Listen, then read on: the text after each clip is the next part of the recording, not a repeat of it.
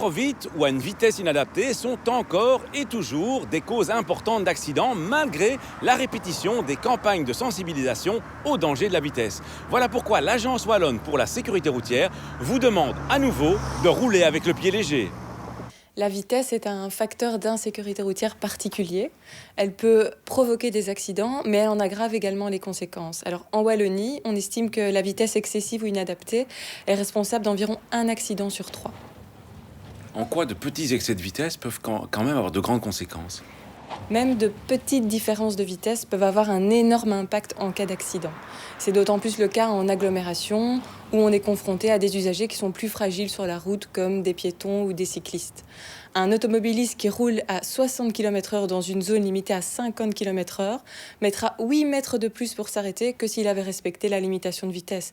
Donc s'il freine brusquement pour éviter un enfant qui traverse, par exemple, on imagine facilement les conséquences tragiques que ce petit excès de vitesse pourrait avoir. Quand on parle de vitesse, on parle aussi de vitesse inadaptée. C'est quoi une vitesse inadaptée? Alors, respecter les limitations de vitesse, c'est bien évidemment important, mais il faut aussi pouvoir adapter sa vitesse aux conditions de circulation.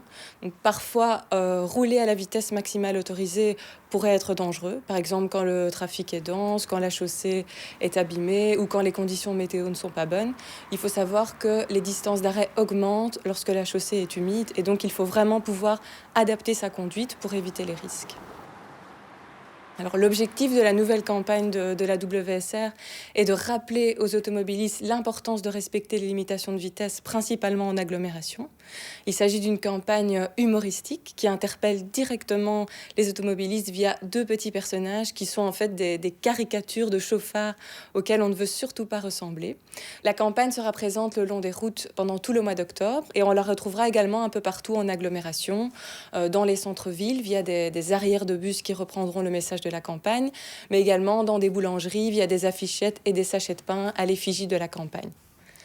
Toutes les informations de la campagne ainsi que d'autres infos utiles sur la sécurité routière sont disponibles sur le site internet www.tousconcernés.be.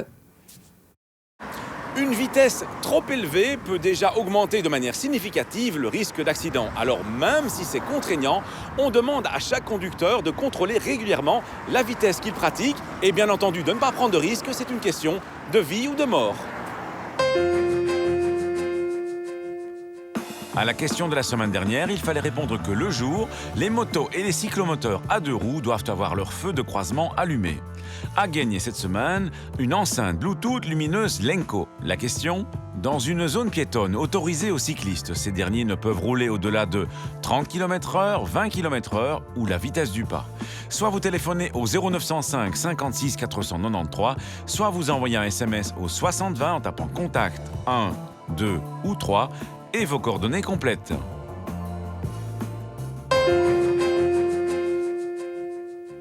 En cas de panne, que faire si vous n'avez pas pu vous garer réglementairement? Nous vous conseillons avant toute chose d'allumer vos 4 feux clignotants, c'est un plus pour votre visibilité.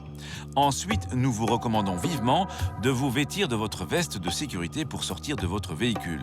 C'est de toute façon obligatoire sur la bande d'arrêt d'urgence d'une autoroute ou sur une route pour automobiles. Il est important également d'éloigner les passagers le plus loin possible du trafic pour leur sécurité. L'étape finale consiste à signaler votre présence sur la voie publique à l'aide du triangle de danger. Cette étape est obligatoire, bien que souvent négligée par les conducteurs. Ce triangle de danger, vous devrez le placer à au moins 100 mètres en amont du véhicule en panne sur autoroute et si possible à au moins 30 mètres sur les autres types de voiries. N'oubliez pas de réserver un bon accueil aux vendeurs de post-it Cap 48 et je vous retrouve la semaine prochaine.